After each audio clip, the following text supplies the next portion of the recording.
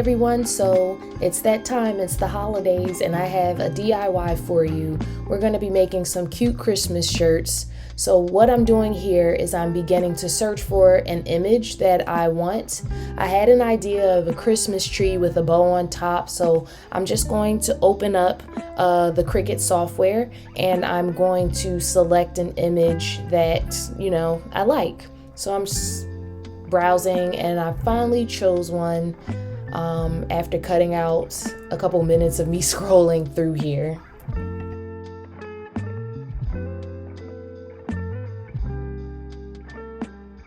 So what I'm doing here, I'm just going to position the image of the Christmas tree and resize it. Now there's a couple ways you can resize. You can click and drag like I'm doing here, or you can click the little lock at the top for the size to unlock the size and then type in the measurements manually. I also changed the color of the tree to sort of mimic what I'm going to be doing as far as the design goes on the shirt. So next I'm going to search for a bow to put on top. Now the great thing about the software is that you can actually see what this image looks like to scale, and that's by going with the measurements. So I'm just going to select the bow, scale it, put it on top like it would be on the actual shirt to make sure it's properly sized, and then we're going to go ahead and make our images into cutouts.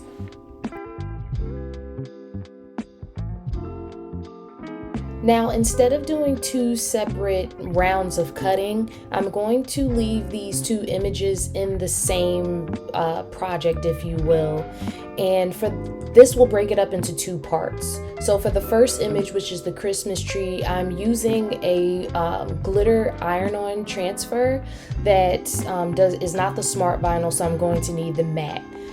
Also, I clicked on mirror the image because even though it's just an image, you want to get in the practice of mirroring it for transfers, for iron-on transfers, so that words and things like that don't come out backwards.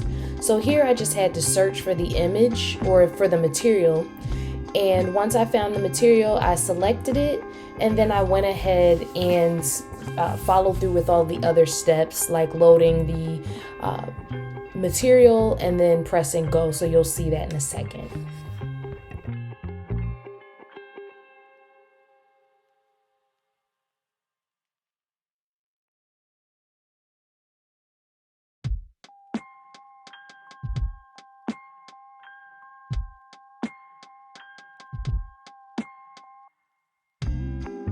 So here I'm just loading the material on top of the mat. And once it's measured, and please leave enough space behind your Cricut so that the material can pull all the way through. I forgot to move mine forward so you can see me doing that in the video, but you're just going to go ahead and let it do its thing. So once it measures the material, you're going to then press the play button on your Cricut and it'll begin cutting.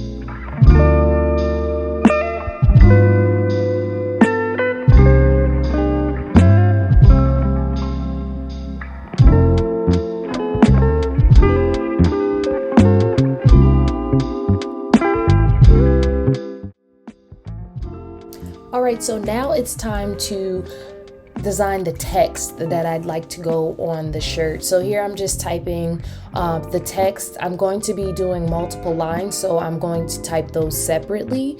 That way I can size and position accordingly.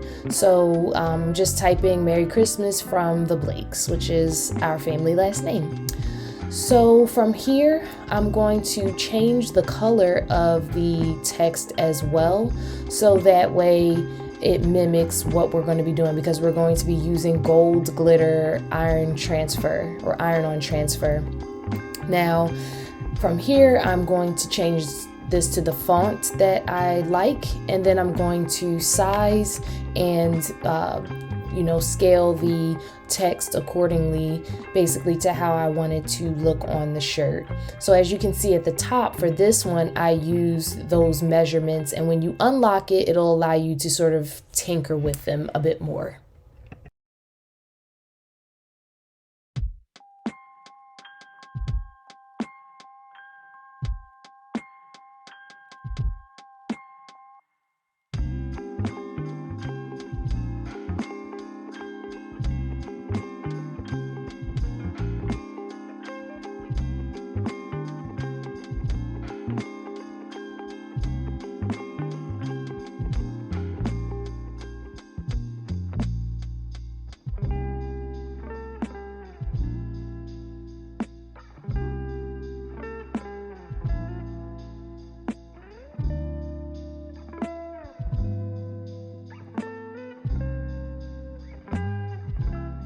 Now, since I've got the sizing down, there are a couple of things that you can do. If you don't like how your text is spaced, you can highlight your entire line of text and ungroup them to move individual letters around.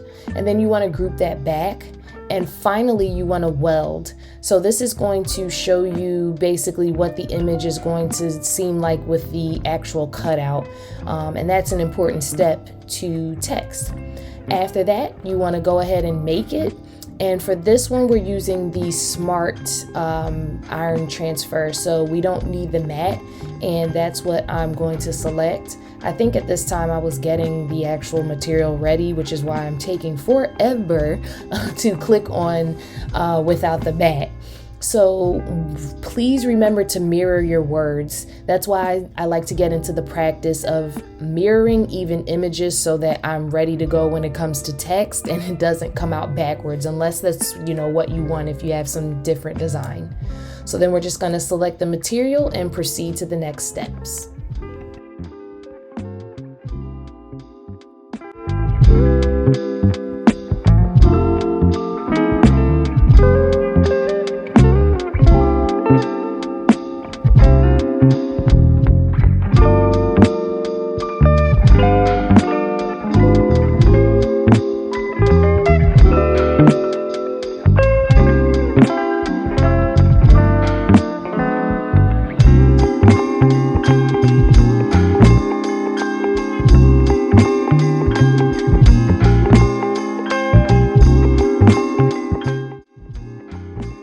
Alright, so now that all of my designs are cut, I'm going to be peeling back the vinyl to carve out the text first. This was the most intricate, so I just wanted to get it out of the way. Now, when you're peeling back any material, you want to go very slowly and keep the material close to the surface that you're working on, because pulling upward can just lead you to ripping the vinyl, ripping your design.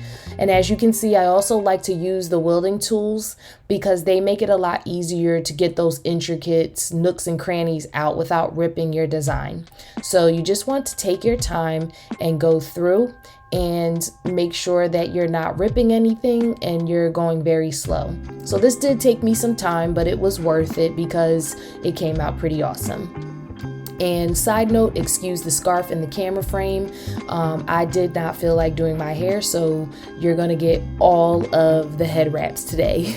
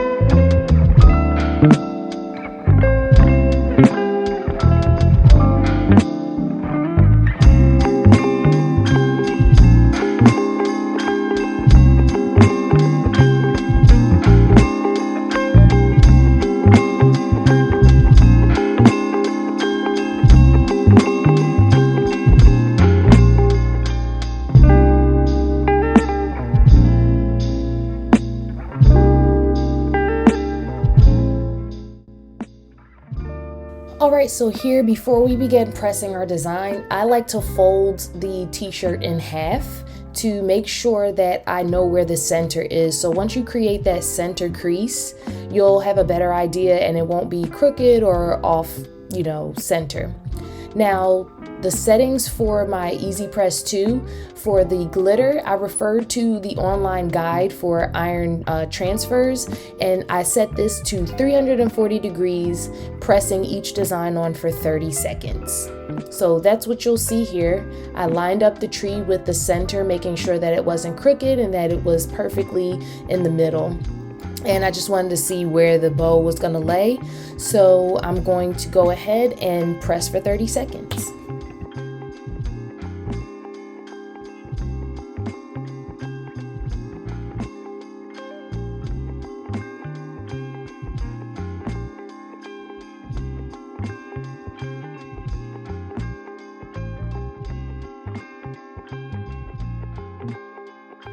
Couple of things here. So once you're done, I like to fan it off because it's very hot. 2, the press sometimes leaves a dark mark, which is going to go away once it cools off. And once again, you want to peel close to the surface you're working on, not too fast, so that you get every piece of your design.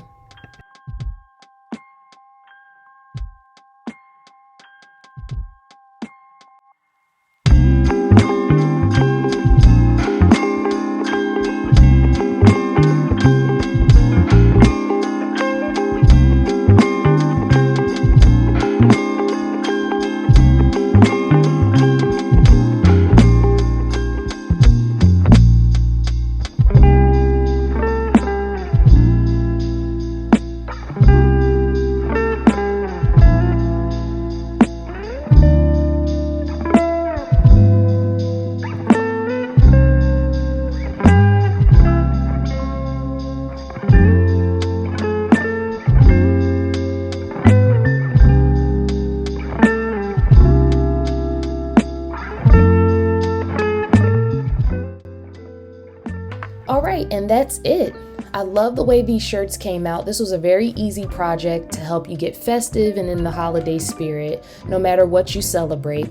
So, couple of tips here. Make sure that when you cut a thicker material like metallic or glitter, you're using the more pressure setting inside of the design tool. That way it's sharp and you don't have to worry about anything ripping. Other than that, please let me know if you have any questions, comments. Don't forget to like it, subscribe, and show me what you guys are working on as well. Take care, everyone.